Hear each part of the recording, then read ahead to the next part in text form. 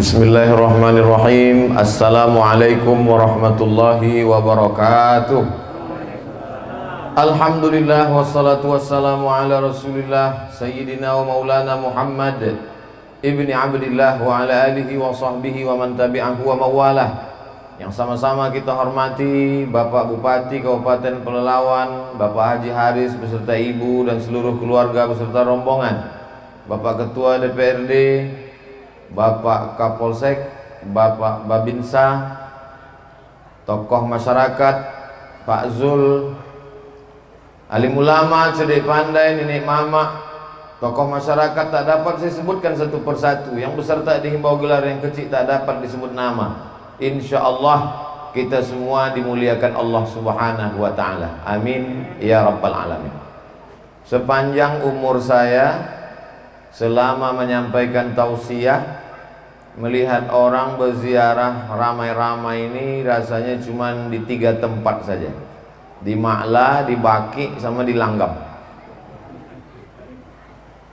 Di Ma'la karena orang haji, di Baki karena orang ziarah ke makam Nabi, tapi di Langgam merupakan tradisi dan saya pertama kali ikut, walaupun ceramah ke Langgam sudah beberapa kali, tapi khusus ziarah menjelang Ramadan inilah baru datang pertama kali. Pada kesempatan ini ada 10 poin yang ingin saya sampaikan supaya mudah kita dan anak cucu mengingatnya. Poin yang pertama, kuntu nahaitukum an ziyaratil kubur. Dulu aku melarang kamu ziarah kubur, kata Nabi. Dulu zaman awal-awal Islam dilarang berziarah kubur, karena waktu itu orang ziarah kubur hanya untuk sombong menyombong. Hai fulan bin fulan yang perang tak pernah luka, hai fulan bin fulan yang kaya raya, hai fulan yang fulan banyak harta banyak kuasa. Itulah yang disindir Allah dalam surat Alhaakumut Takatsur. Kamu sombong menyombong hatta zurtumul maqabir, sampai di kubur pun kamu tetap juga sombong menyombong. Tapi kemudian ketika ziarah kubur, turiqul qulub, melembutkan hati, tudmi'ul ain, kalau sudah hati lembut meneteskan air mata, tazkiratan lil maut, mengingatkan kepada mati, maka hadis yang melarang ziarah kubur itu hukumnya mansukh. Mansukh artinya terhapus. Maka kata Nabi, fazuruha, silahkanlah kamu berziarah kubur.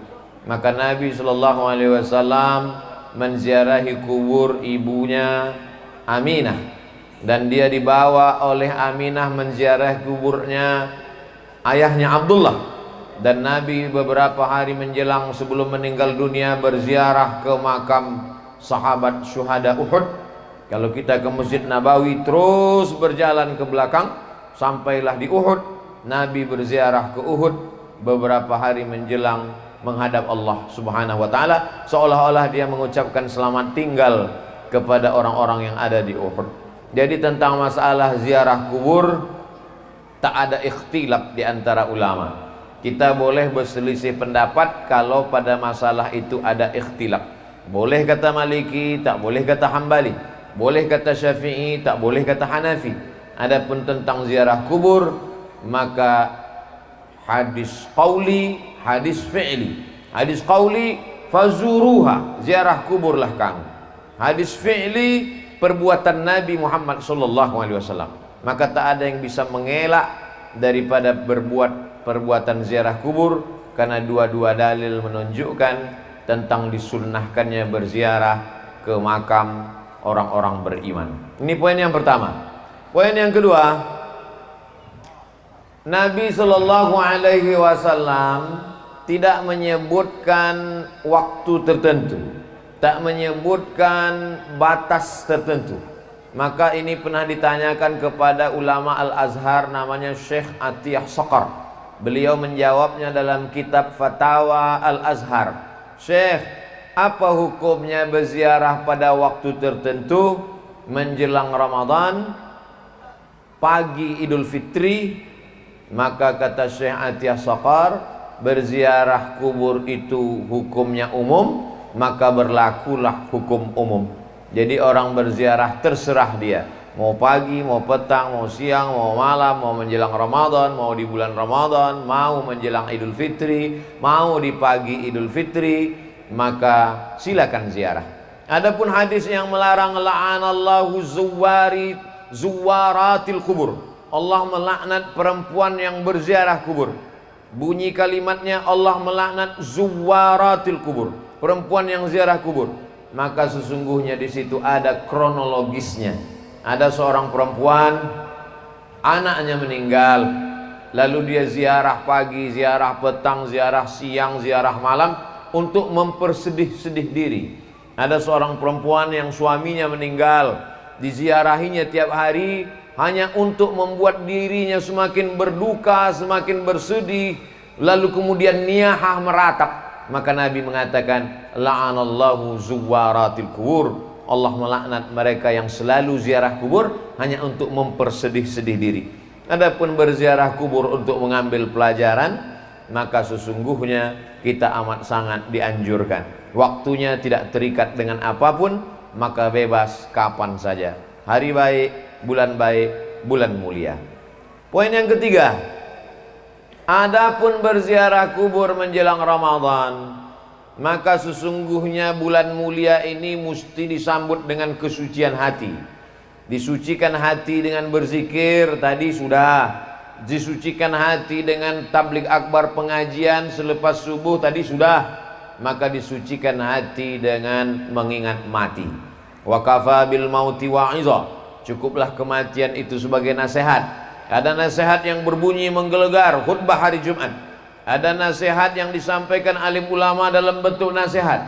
Ada nasihat yang tak berbunyi, yang tak bersuara. Ada nasihat yang tak berkata-kata. Nasihat bukan yang dituliskan tinta pena di atas kertas. Nasihat yang tidak bersuara, tak berhuruf. Nasihat itu diam. Nasihat itu adalah kematian. Maka sebelum Ramadan berziarah, supaya hati mengingat mati, maka lebih khusyuk ibadah Ramadannya. Seakan-akan inilah Ramadan yang terakhir. Semakin berziarah di kubur sebelum Ramadan, menguatkan keyakinan bahwa dia akan mati menghadap Allah. Rumah tinggal, kendaraan tinggal, keluarga tinggal, yang dibawa hanya amal. Yarji'usnani, yang dua balik ke rumah. Maluhu, hartanya pulang ke rumah. Ahluhu, anak cucu menantu istri suami kawan sahabat andai tolan jiran tetangga, semuanya pulang ke rumah. Wa yabqa wahidun, yang tinggal cuma satu. Wa amaluhu, amal itulah yang tinggal. Jadi hanya dengan mendengar ceramah dari ustadz, kadang masuk telinga kiri, keluar telinga kanan. Bahkan kadang tak masuk sama sekali. Dari telinga kanan mau masuk, dari kanan itu juga dia keluar. Tapi begitu melihat langsung dengan mata, beda antara yang didengar telinga dengan menengok langsung mata. Kenal engkau dengan Ustadz Somad? Kenal. Dari mana engkau kenal? Aku dengar suara ceramahnya. Kenal kau dengan Ustadz Somad? Kenal. Dari mana engkau kenal? Aku tengok balehonya. Kenal kau dengan Ustadz Somad? Kenal. Dari mana engkau kenal? Aku tonton TV YouTube-nya. Tapi begitu melihat langsung berbeda. Begitu juga dengan ziarah ini.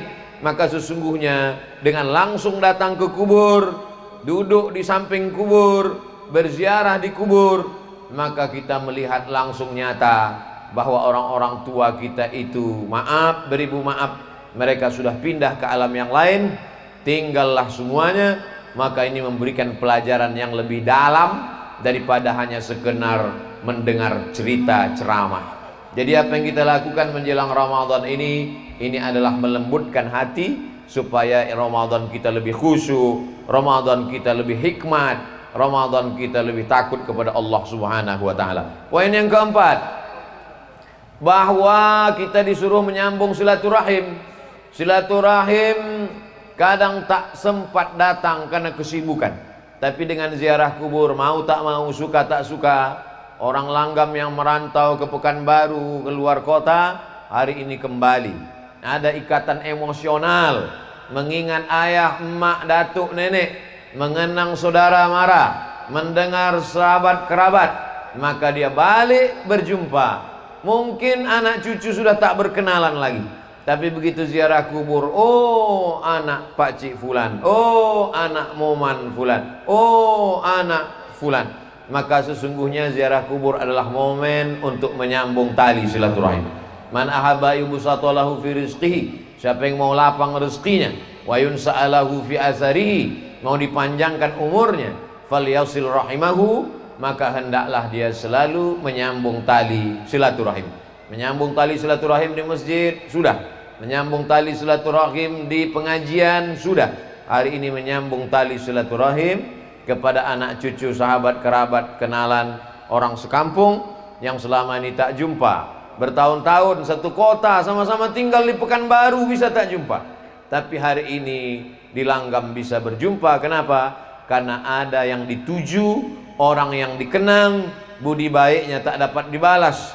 Maka hari ini bukan sekadar datuk-datuknya saja yang dulu bersilaturahim di Langgam dalam keadaan hidup. Sekarang anak cucu cicitnya pula datang menyambung silaturahim. Jadi pahamilah bahwa substansi makna dari ziarah kubur ini menyambung silaturahim, merekatkan yang retak, menyambung yang patah, menjauh yang selama ini jauh, mendekatkan kembali dalam momen besar bernama ziarah kubur. Poin yang kelima, tetap menjaga adab-adab ziarah kubur. Ketika sampai di kubur mengucapkan salam. Assalamualaikum ya ahlad diyar minal mu'minin wa inna insyaallahu bikum lahiqun yarhamullahul mustaqdimina wal mustakhirin nas'alullaha lana walakumul afiyah. Alangkah baiknya ditulis. Ini ada pamflet di depan rapat masyarakat Kecamatan Langgam, tempat pemakaman umum Kelurahan Langgam. Tulisan-tulisan lambang Kabupaten Pelalawan, cantik indah.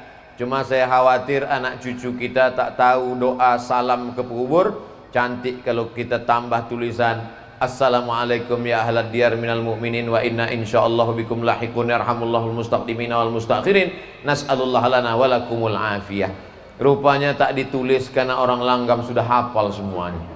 Ustaz Somad aja yang merasa tak hafal karena sesuatu yang dibuat anak cucu cicit melihat, mereka ambil gambar, mereka share ke kawan sahabat, menjadi amal jariah. Man sanna fil islami sunnatan hasanatan, siapa yang membuat tradisi yang baik, falahu ajruha, dia dapat pahalanya, wa ajru man amila biha, anak cucu cicit yang melakukannya mengalir pahalanya. Siapalah agaknya orang Langgam yang punya ide dulu di awal-awal, dimulai pagi mandi bersih-bersih belimau di tepi sungai, selepas itu mengajak sahabat, kerabat, tetangga berziarah, dilanjutkan anaknya, dilanjutkan cucunya, meninggal dia, mengalir pahalanya karena tradisi yang baik-baik. Siapa pula lah agaknya yang mengajarkan anak cucu tradisi tak baik?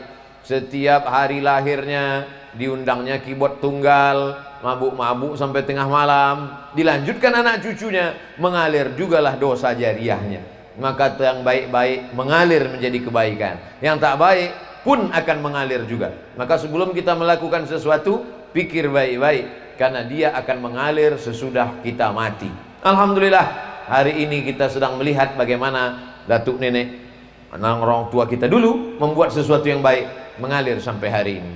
Poin yang keenam, li ayyajlisa ahadukum ala jamratin minan nar, kamu duduk di atas batu dari api neraka, fatuhriqu thiyabahu, duduk di atas batu dari api neraka, apinya membakar baju sampai tembus ke daging, ke tulang, khairun, lebih baik, min an yajlisa ala qabrin, daripada melangkahi kubur.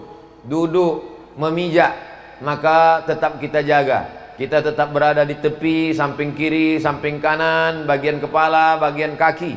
Kalau nampak anak-anak kita ada menginjak, kita ajarkan, lebih baik duduk di atas batu dari api neraka, terbakar kulit sampai tulang belulang, lebih baik daripada duduk di atas kubur. Maka kita jaga adab-adab ini. Alhamdulillah kubur kita tidak terlalu rapat padat seperti di Pekanbaru. Saya lihat beberapa kubur sampai tak ada tempat berjalan lagi. Maka kita harap tetap ada jalan di tengah, tetap ada jarak, supaya kita tidak jatuh dalam perbuatan yang dilarang oleh Rasulullah sallallahu alaihi wasallam. Lalu kemudian poin yang ke-7, habis ini nanti kita akan membaca surah Yasin. wal Qur'anil hakim innaka laminal mursalin. Sampaikah pahala bacaan kita yang akan kita baca ini nanti? Berkelailah antara yang membaca dengan yang tak mau membaca. Padahal yang membaca itu pun tak dapat membuktikan bahwa Yasinnya itu sampai. Dan yang mengatakan tak sampai pun tak juga bisa membuktikan bahwa Yasinnya itu tak sampai. Itu kata Ustadz Zul tadi, bukan kata saya. Yang mengatakan bacaan Yasin ini sampai, mana buktinya? Tak ada reportnya di SMS. Yang mengatakan tak sampai pun tak juga bisa membuktikan. Lalu kita bertengkar masalah apa? Dalil. Apa dalil imam yang mengatakan sampai? Kata yang mengatakan sampai, Nabi ziarah kubur, diambilnya pelepah korma, ditusukkannya ke makam. Sahabat bertanya, kenapa kau tusukkan pelepah korma ini ya Rasulullah? Kata Nabi, la'allallah an yukhaffifa adzabahuma ma lam yaibasa. Selama pelepah korma ini basah, pelepah korma ini bertasbih, maka tasbihnya sampai kepada orang meninggal. Dari hadis ini kata Imam Nawawi, hadisnya ada dalam Sahih Muslim. Kalau kita baca Sahih Muslim, baca penjelasannya dalam Syarah Sahih Muslim. Namanya kitab Al-Minhaj, Syarah Sahih Muslim Ibnul Hajjaj. Kata Imam Nawawi, kalau tasbih pelepah korma sampai, maka bacaan Quran orang beriman lebih utama, lebih sampai. Karena orang beriman lebih mulia dari pokok kurma. Jadi kalau ada orang mengatakan bacaan Yasin tak sampai, berarti dia mengatakan Abdul Somad lebih buruk daripada pelepah kurma. Kalau tasbih saja sampai, apalagi baca Quran? Baca Quran lebih mulia dari tasbih. Kalau tasbih pelepah korma sampai, apalagi baca Quran Abdul Somad. Begitu kata Imam Nawawi dalam kitab Al-Minhaj, Syarah Sahih Muslim Ibnul Hajjaj. Jadi kita masalah dalil. Cara yang terbaik adalah menghormati pendapat orang. Ustadz yakin sampai, saya yakin sampai. Tiap malam Jumat saya bacakan Yasin untuk almarhumah, almarhum orang tua. Masalah bahwa ada berbeda pendapat, maka kita mengikut yang disampaikan oleh para ulama. Ati'ullah, taat kepada Allah, wa ati'ur rasul, taat kepada Rasulullah SAW, wa ulil amri. Ulil amri di situ kata sebagian ulama adalah ulil amri, para ulama yang mengerti dengan dalil. Maka kata Imam Nawawi dalam kitab Al-Azkar, wa in khatimul Qur'ana, kalau dibacakannya sekhatam Quran, fahuwa hasanun, paling elok afdal sekhatam Quran 30 juz. Kalau tak sanggup 30 juz, maka hatinya Quran. Likulli syai'in qalbun, segala sesuatu punya hati. Wa qalbul Quran Yasin, hatinya Al-Quran adalah Yasin. Itulah maka dipilih nanti Ustadz Somad, tausiahnya hanya 30 menit saja. Habis itu nanti kita akan baca Yasin wal Qur'anil Hakim. Tak sanggup juga baca Yasin, bagi yang hari ini datang terlambat, mau cepat balik ke Pekanbaru, bacakan Ummul Quran Al-Fatihah. Paling afdal sekhatam Quran. Nanti bulan Ramadan tiap malam 1 juz, 1 hari 1 juz. Habis sholat zuhur 2 lembar, habis asar 2 lembar, habis maghrib 2 lembar, habis isya 2 lembar, habis tahajud 2 lembar. 10 lembar 1 malam, 1 juz, 1 bulan khatam. Sesudah itu hadiahkan pahalanya. Allahumma awsil thawaba ma qara'tuhu. Tak bisa pakai bahasa Arab, bahasa Indonesia. Sampaikanlah pahala bacaan Quranku sekhatam. Tak sanggup sekhatam, baca hatinya Quran Yasin. Tak sanggup juga Yasin, paling pendek Al-Fatihah. Fatihah pun tak sanggup juga, hati-hati. Apa yang kita lakukan pada orang tua kita, itu yang akan dilakukan anak kita untuk kita. Apa yang kita lakukan hari ini, dilanjutkan oleh anak cucu kita. Orang yang tak mau mengirim, dikhawatirkan nanti setelah dia mati, anak cucunya pun tak juga akan mengenang dia sebagai balasan. Na'udzubillah. Poin yang ke-9, bahwa orang tua yang sudah meninggal itu macam orang hanyut di sungai. Orang yang hanyut itu semua dia pegang. Rumput yang lapuk pun ditarik. Orang yang hanyut itu semua dia tarik. Galah yang patah pun dia tarik. Begitulah mereka menunggu doa-doa dari anak-anak cucu mereka. Ustadz Abdul Somad kemari kan tak ada keluarga yang punya hubungan nasab di Langgam. Apa sampai doa Ustadz Somad nanti ketika mendoakan datuk nenek keluarga kami yang ada di Langgam? Sampai. Mana dalilnya? Aisyah ketika ziarah ke makam Baqi di Madinah, kata Nabi, doakan mereka Aisyah, Assalamualaikum ya ahlad diyar, keselamatan untuk kalian wahai penghuni kubur. Padahal Aisyah tak punya hubungan dengan mereka yang ada di Madinah. Itulah dalil menunjukkan bahwa doa sesama orang beriman sampai. Adapun orang mengatakan yang sampai hanya 3 saja. Shadaqatun jariyah, sedekah jariyah.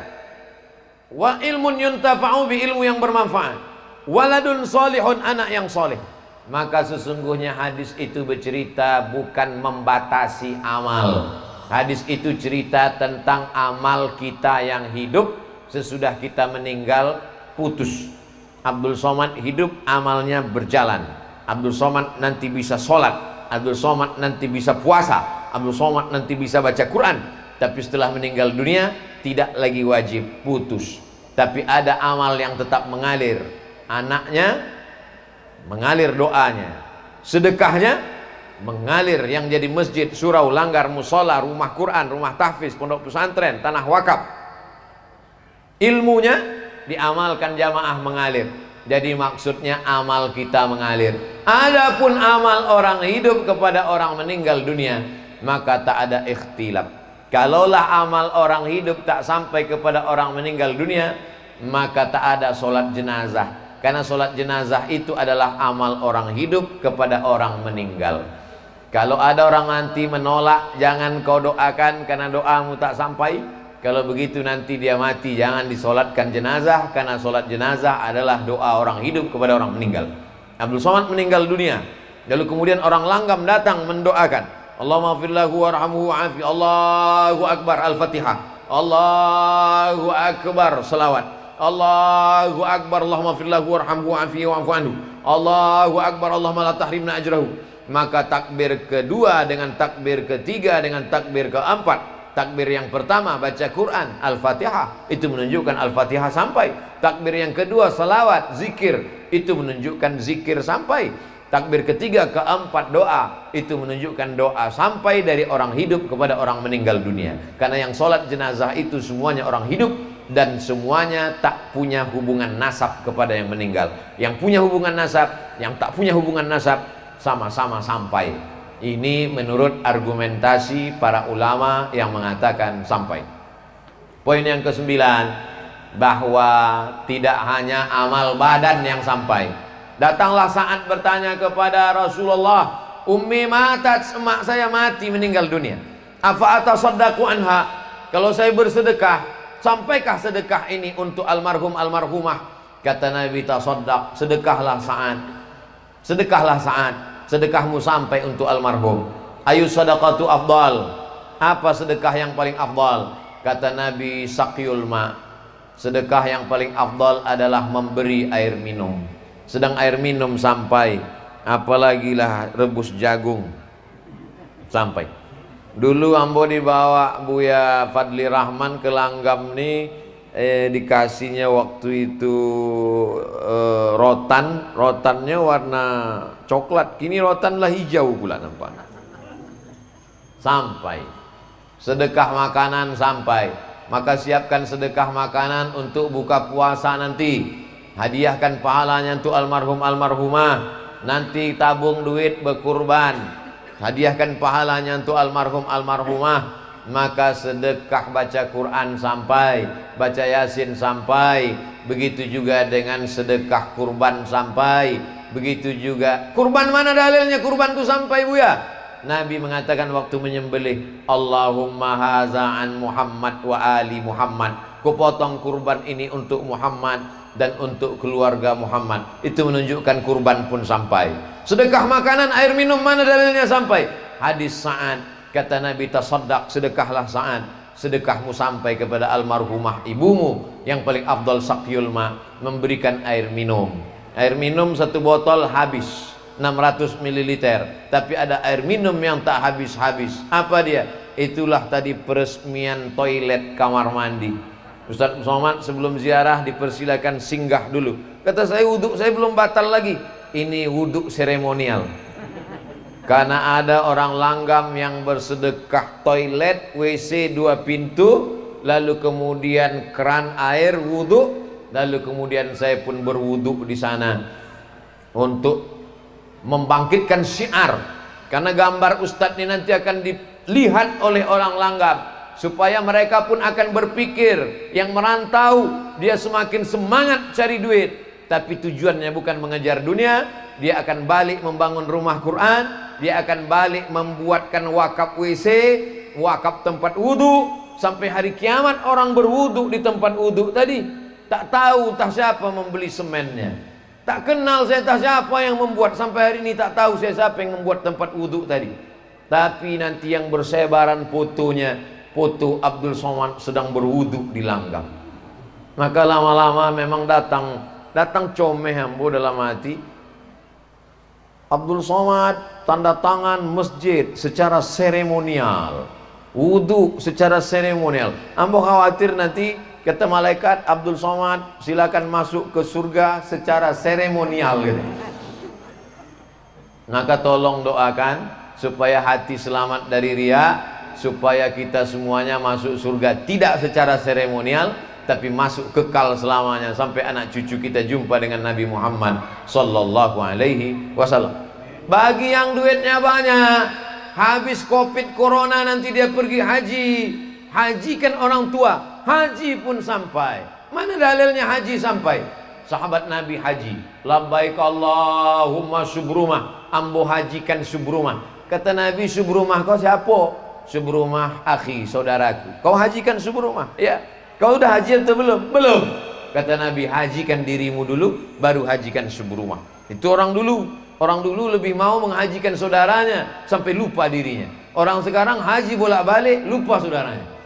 Maka sesungguhnya Quran yang kita baca sekarang sama dengan Quran yang dibaca Nabi.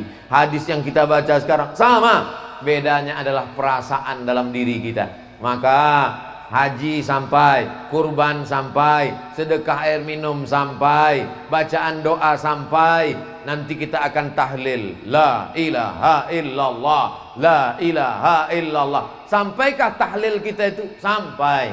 Mana dalilnya? Tasbih pelepah korma sampai. Ada yang lebih afdal daripada tasbih, afdalu zikri la ilaha illallah. Kalau tasbih subhanallah subhanallah subhanallah sampai, maka tahlil la ilaha illallah pun lebih utama untuk sampai. Beda anak kandung sama anak orang lain. Kalau anak kandung, bapak-bapak, ibu-ibu yang hari ini ziarah ke makam ayahnya, ke makam amaknya, cucu yang ziarah ke makam datuk, otomatis sampai. Tapi saya yang bukan anak kandung, yang hari ini ziarah hanya saudara seiman, mesti disebutkan Allahumma ausil sawaba ma qara'nahu. Sampaikanlah pahala bacaan Yasin kami, Fatihah kami, Al-Ikhlas kami, Al-Falaq kami, An-Nas kami, Yasin kami, La ilaha illallah kami kepada jami'il muslimin muslimat mu'minin mu'minat. Itu beda anak kandung dengan orang lain. Jadi kalau ada anak kandung menyebut sampaikanlah pahala kepada almarhum ayah ambo, amak ambo, maka ucapan itu sebagai tambahan baik. Andai tak dia ucapkan, maka tetap sampai. Yang terakhir, mari kita jaga tradisi yang baik ini dengan cara menyampaikannya ke sahabat, ke kerabat, ke tetangga, menyampaikan melalui WhatsApp, menyampaikan melalui Instagram, menyampaikan melalui Facebook. Tapi tadi kata Ustadz Fadli Rahman, jangan di-share, jangan di-upload sore iko, biar agak lama-lama sedikit. Tapi syiar itu sampai. Maka nanti anak cucu yang sudah lama tak ziarah meleleh air matanya. Ustadz Somad, ambo potong ziarah ke makam abang ambo, lalangnya setinggi toga. Jamaah Pekanbaru mengadu ke anak kambo, makam abang ambo lalangnya setinggi toga. Ternyata anaknya yang selama ini papa tak pernah ziarah. Bininya yang selama ini abang, setengah napasku pergi bang, pret. Rupanya sesudah abang tuh mati tak pernah ziarah. Tapi tengoklah makam di Langgam, jangankan setinggi toga, tak belalang sama sekali, bersih, menunjukkan mereka datang berziarah. Oleh sebab itu maka banyak anak cucu sekarang tak ingat. Kalau dia ingat tentu akan terbayang wajah emaknya, wajah ayahnya. Tak jadi dia pakai narkoba, tak jadi dia mabuk, tak jadi dia berzina, tak jadi dia mencuri. Kenapa? Ingat dia, amalku ditonton, diperlihatkan oleh datuk ayah emak yang sedang berada di alam barzakh. Semua datuk, nenek, moyang, ayah, ibu, kawan yang ada di sini sedang melihat kita, sedang menonton kita. Kita tak bisa melihat mereka, mereka bisa melihat kita. Mereka berada di alam barzakh. Barzakh artinya sempadan, batas. Mereka tidak disebut akhirat karena dunia belum kiamat. Mereka tidak disebut dunia karena mereka sudah meninggal. Kita di dunia karena belum meninggal. Mereka tak disebut akhirat karena belum kiamat. Pemisah antara dunia dengan akhirat namanya alam barzakh. Dan mereka sekarang sedang berada di alam barzakh. Alam kubur karena mereka di dalam kubur. Tapi ada yang tak dikubur. Siapa tuh? Orang yang mati dimakan harimau, orang yang mati dimakan buaya. Mana ada kuburnya? Maka mereka berada di alam barzakh sampai masanya nanti mereka akan dihidupkan lagi. Itulah maka dibaca surat Yasin, karena dalam Yasin itulah diceritakan bahwa yang mati akan hidup lagi. Cukup dengan satu perintah, innama amruhu iza arada syai'an ayakula lahu kun fayakun. Kita akan bangkit nanti menghadap Allah Subhanahu wa taala. Silakan mabuk, silakan mencuri, silakan makan haram, silakan hidup macam menjadi Firaun, silakan menjadi orang yang angkuh dan sombong, tapi ingat, kau akan mati dimakan cacing tanah. Yang kekal abadi hanya amal soleh. Tanah yang kau wakafkan, masjid yang kau bangun, rumah Quran yang kau buat, anak yatim yang kau sekolahkan, anak cucu yang dimasukkan ke pesantren, program agama yang dikembangkan, itu sajalah yang mengalir sesudah kematian.